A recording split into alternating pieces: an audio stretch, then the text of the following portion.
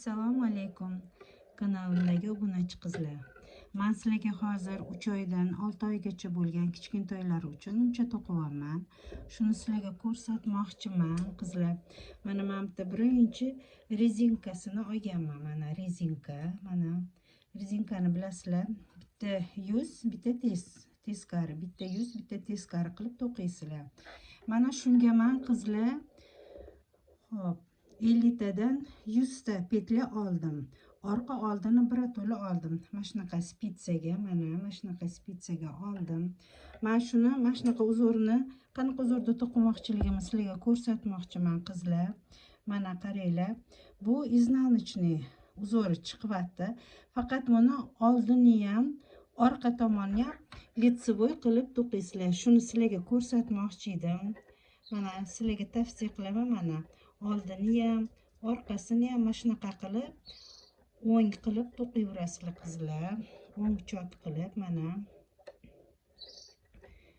Mana orqasini hozir to'qiyman. Лицевой, ya'ni o'ng chok. Mana shunaqa qilib to'qiyapman. Mana oxirigacha.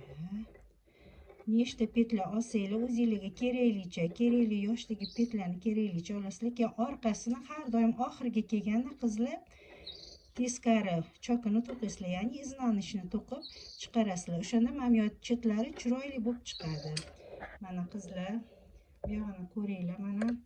Endi men bu yog'ini mana qaranglar. Keyin sizlarga yana bitta narsani men ko'rsatmoqchi edim. Ipni qanaqa to'qib ketishini hozir bu yerga men boshqa ipni to'qiyman, uni ham ko'rsatib o'taman. Bu ko'rsatayotgan nimchami sizlarga ko'rsataman. Mana qaranglar. Birinchisini o'zini olasizlar, birinchi chokka, keyingisini bo'lsa, uni ham o'ng qilib to'qiyverasizlar. Orqa oldini hammasini o'ng qilib to'qisanglar qizlar, mana shunaqa sizlarda qalin iznanочный chok hosil bo'ladi. Mana shunaqa chiroyli iznanочный qalin nimchalar uchun. Sizlarga shuni tavsiya qilib ko'rsatmoqchiman. Sizlar ham to'qinglar qizlar.